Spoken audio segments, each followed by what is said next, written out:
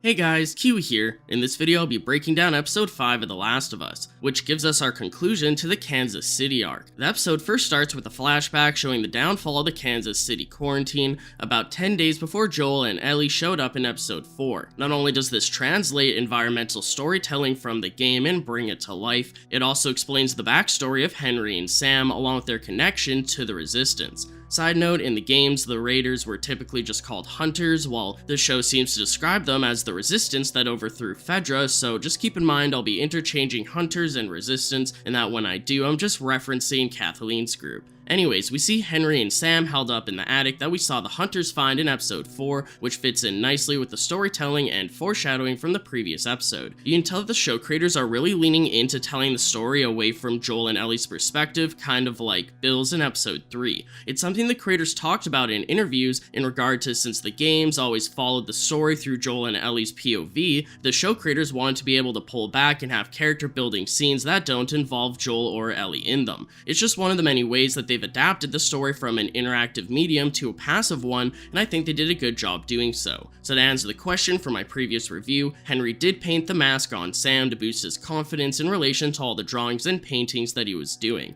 I do like how the Henry backstory blends into and connects with Joel and Ellie's story, leading us up to when they first meet. It was pretty cool seeing the ambush shootout from episode 4 from Henry's perspective, explaining how he knew that Joel wasn't with the Resistance and how he could at least somewhat trust him. This episode also fully explains why Kathleen has such a bloodlust for Henry, which is because Henry turned in her brother for medicine for Sam, elaborating on the seeds planted in the last episode. There's also the whole Kathleen exposition scene in her childhood room, which is alright for what it's worth. Although I'm honestly not a fan of Kathleen's character and would have preferred Perry to be the one in charge, this scene does give good character dynamic between them, along with explaining why the Resistance even chooses to follow Kathleen as their leader. Anyways, Henry tells Joel his plan of using the maintenance tunnels to escape the city, which leads us to the ruins of an underground settlement. And I hate to sound like a video game purist, but the show did really gloss over this failed community. It was an entire level in the game with some incredibly grim environmental storytelling, so I expected to see more of it. It's nice that the show even did it at all, and from what we actually did see, it was great, so I suppose I'll cut my losses. It's just such a shame that it felt like it had come and gone in the blink of an eye, which feels like lost potential. I wouldn't have minded replacing some Kathleen screen time to explore the abandoned community more, or even just increase the episode length to do so, but I digress.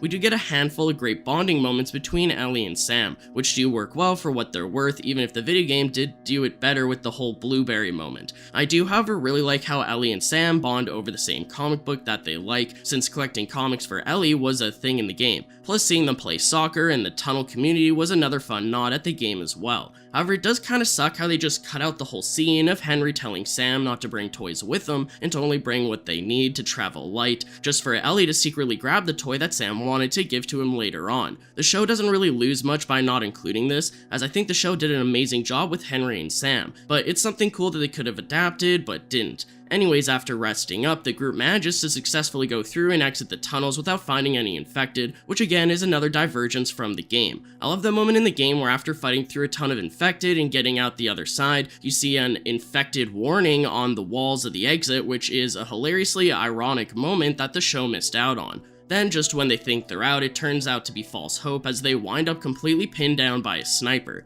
I think it's funny how Henry just wants to book it with Sam and leave Joel and Ellie behind, but when that instantly doesn't work, he comes right back, asking Joel what the plan is. For video game fans, it's very in character for Henry to want to ditch Joel, so I like how they included a hint to that in the show, even if it was just a glimpse of it. In my opinion, the sniper scene was great, even better than in the game, especially since it leads right up to the bloater scene, but let's not get too ahead of ourselves. Now, in the game, this sniper scene happened in broad daylight, but I think the show changing it to happen overnight was a good decision. Not only does it make it feel more realistic, explaining why Joel was able to sneak around and flank the sniper, but it also makes the entire action set piece that's about to happen look that much more intense. So Joel manages to flank and take out the sniper, even giving him a chance to surrender, which he doesn't take for multiple reasons. Even if the sniper trusted Joel and Joel didn't kill him, the sniper would have been screwed going back to the Resistance after failing his mission if there even turned out to be anyone left after what's about to happen. I don't think there was a realistic scenario where the sniper would have been able to surrender and still live, and I think the sniper knew that, but Joel still didn't want to have to kill him, showing that although Joel is capable of killing, he doesn't enjoy it. Joel then overhears Kathleen on the radio and tries to yell at the group to warn them, but it's too late as the resistance is already there.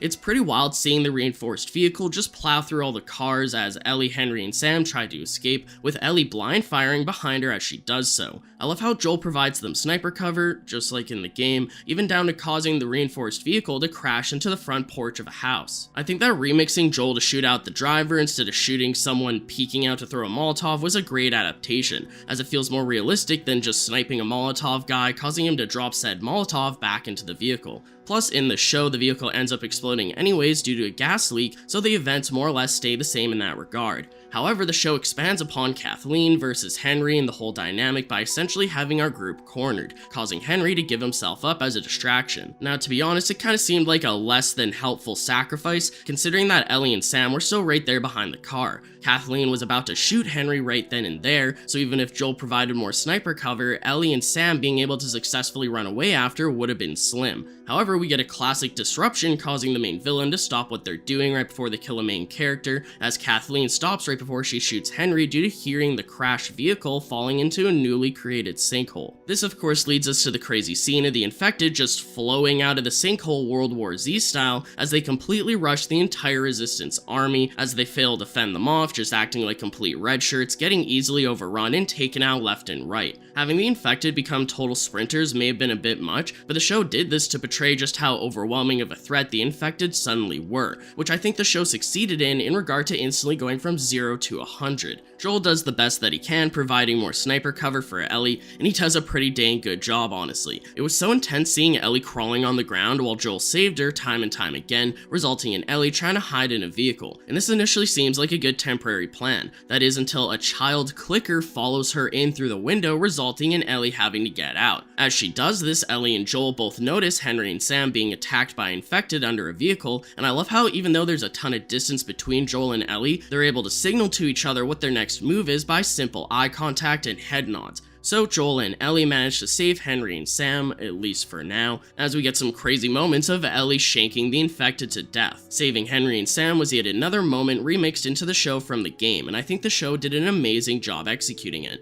Now, in the game, after Joel provided sniper support against the hunters, you did get overrun by some typical infected, causing you to flee the neighborhood. The show took that idea and expanded upon it in a brilliant way, even including the big reveal of a bloater, considering we never saw one during the Bill story arc. This action set piece is the biggest of the show yet, and it fully delivers. The show also perfectly foreshadowed something like this happening due to hinting at Fedra pushing the infected underground for the past decade and a half. Not only that, but obviously seeing kind of a sinkhole foreshadow in the last episode, along with the fact that we haven't seen infected at all, it really gives a great payoff here. The thing is with a lot of zombie apocalypse shows is that the first main threat is obviously the zombies, with the second main threat being the people themselves. I think this show does a great job at emphasizing both threats, while still making the infected incredibly dangerous even after dealing with the human threat for so long. It was incredibly eerie basically not seeing infected for an entire episode and a half. So when the infected do finally show up, all hell breaks loose. This shows that no matter what human conflicts may arise, none of that matters anymore if the infected suddenly overwhelms you. With that in mind, I think it's freaking hilarious building up Kathleen and Perry to be two new big baddies just to subvert expectations by having them both suddenly taken out by the Horde.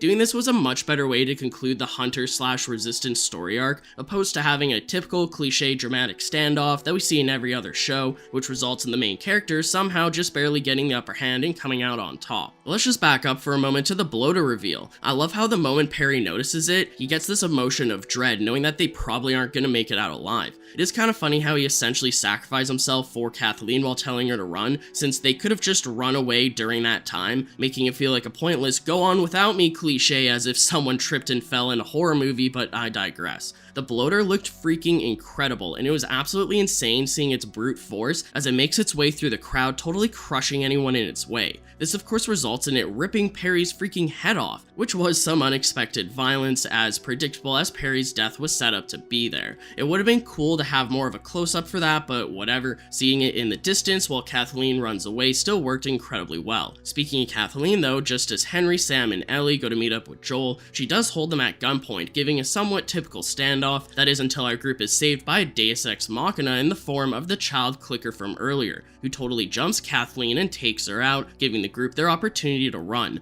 Could it be considered poetic justice of sorts having the child clicker take out Kathleen, considering she was just monologuing moments ago about how she was still gonna kill Sam and Ellie, along with feeling no remorse for it and belittling children dying? I definitely feel like that's what the show was going for, which is purposely ironic considering how Kathleen was talking to Perry about justice earlier on in the episode. This also hits the nail on the head in regard to the fact that Kathleen should have just let Henry go and forgiven him like her brother would have wanted, with the main lesson of the day being revenge equals bad. Kathleen's revenge not only got herself killed, but most of her entire group as well, giving the classic cliche that revenge is no good and almost always backfires, which I'm sure will be the main theme of Season 2 if the show continues to follow the games, but that's a conversation for another day. Moving on, we then get to the Sam's infected scene, where he confides in Ellie about some grim topics, eventually even showing her his infection on his leg. Video game fans know that this is a big remix, as in the game, although Sam confided in Ellie about dark topics such as being scared or still being yourself even after you turn, Sam never showed Ellie his infection. Instead, the game only revealed his infection to the player, while Sam kept it a secret from the rest of the group, causing his turn to be a complete shock to all of them the following morning. Now, I actually respect both versions equally, as this feels like yet another multiverse branch, such as how the show gave Bill and Frank a happy ending when the game initially gave them a sad ending. However, although Ellie tries cheering up Sam by trying to save his life through her blood, it was still foolish of her to not go and tell Joel and Henry immediately, especially since she ended up falling asleep in the same room as him. Now granted, she did fall asleep by accident as they had this close bonding moment of Sam telling her to stay awake with him due to being scared of turning in his sleep. I do like how Ellie fell asleep though, as it calls back to earlier scenes in the show, such as in episode 4 when we jump cut to her falling asleep in the truck just after her saying that she wasn't even tired. So the following morning, Ellie wakes up to discover that Sam has in fact turned, with the show keeping the rest of this moment completely one-to-one with the game. Henry tries to stop Joel from helping Ellie, Joel defies him, but before Joel can even step in, Henry ends up shooting Sam before even realizing what he's just done, causing him to take his own life. This is a great moment for many reasons. You think that everything's finally settled down after all the crazy action, you think that they got out safe, and then all of a sudden, you go from having both Henry and Sam as new companions to them just instantly being dead just like that. Ever since the first trailer of the show to include Henry and Sam in it, we all knew this was gonna happen and we anticipated it, and to be honest, I think the show did a great job hitting every beat. Also, I do gotta mention how they remixed Sam's character in a few ways from the game. They made him slightly younger, they made him deaf, and they made him have leukemia. I think they did all of this in order to pull out her heartstrings just that much more, building more sympathetic character traits for him just to pile on even more reasons as to why his death at the end of the episode is so heartbreaking, as if it wasn't already bad enough because he was a kid, now he's a deaf kid, also with leukemia. And this is not only for Sam's character, but it also aids in Henry's character, showing everything that he went through to keep Sam safe and alive. Although I don't mind changing Sam to be deaf, it does blatantly feel the exact same as Connie from The Walking Dead in regard to having a deaf character in a zombie apocalypse, having to communicate with sign language along with all the negatives and potential positives that it brings. Now I do really like Connie from The Walking Dead, so in turn I do really like what they did with Sam's character in The Last of Us, even if it's kind of on the nose. So the episode ends with Joel burying both of them, with Ellie actually being the one that just wants to move on. Maybe Joel's way of dealing with grief is rubbing off on Ellie, in regard to Joel always compartmentalizing his grief and never discussing it, instead just moving on. He did this with his daughter, and more recently with Tess, and now Ellie seems to be doing the same with Sam. As I mentioned during my episode 3 review, I believe, this is a huge character flaw of Joel's that Ellie helps him work through throughout the events of the first game, so it's interesting to see that Joel is potentially dragging Ellie down with him in regard to this mindset before Joel eventually sees the light at the end of the tunnel. This almost gives us a feeling of a role reversal as Ellie hardens while Joel softens up. Now for some final thoughts about episode 5. Although I absolutely loved it, when you look at the story from the game in comparison, the show really glossed over a lot of the Henry and Sam arc, as I've been referencing over and over again throughout the video. With everything that the show skipped, it felt like this could have been 2 entire episodes, but the show crammed it all into one, and it's not even extended. They could have expanded on the abandoned community and the tunnels and shown them get overrun by infected there, forcing Henry and Ellie to be split up from Joel and Sam, effectively mixing the two groups of two by having Henry and Joel take care of each other's respective child counterpart. Then there's the entire iconic bridge scene / moment from the game, which I won't get into spoilers for as the show could still remix it into a future episode. As I've said in previous reviews, although I like judging the show on its own, it's hard to not constantly reference it back to the game and compare the two, with this episode more so than any other, just simply due to all the missed potential of moments from the game that they skipped. From Henry telling Sam that they only take what they need, splitting up Henry with Ellie and Joel with Sam in the tunnels to fight off infected, or the ironic sign at the end of the infected tunnels, not to mention the entire bridge scene. There's just a lot missing in the show from the Henry and Sam arc from the games. So although this could have been easily expanded upon into 2 episodes, I still enjoy episode 5 for what it is. It's still a complete banger regardless, but I just can't help but mention how quickly the show seems to be rushing through video game content. Now, we all know that Season 1 is confirmed to cover the entire first game. Since I love the first game so much, I would have liked to see them do 2 entire seasons on the first game instead of just 1. They could have easily expanded the Bill arc to multiple episodes and the Henry / Hunter arc more as well. There's enough skipped over content from the games that they could have stretched the first game's story into 2 seasons without even ruining the pacing whatsoever. This episode gets a 9 out of 10 for me. I don't think it's quite my favorite episode, but it's still incredibly badass. It's definitely up there. I loved how they portrayed the Henry and Sam arc, and the sniper / bloater scene was probably the best action scene of the show yet. All the episodes so far have just been so good that it's hard to rate my favorites off the top of my head, but one thing's for certain, the show definitely isn't dropping in quality whatsoever, which I'm extremely happy to say with confidence. Maybe after the first season's over, I can go back and give a full season tier list ranking and actually cement my ratings for the episodes in retrospect, so let me know if you'd like to see that at some point in the future. But that's just where my headspace is currently at after watching episode 5. Let me know what you thought of it down in the comments below. I'd appreciate a like on the video if you've enjoyed anything I've said today, and subscribe for more Last of Us content in the near future. But most importantly, I thank you all so much for watching. Until next time, I'll talk to you all later. Peace out.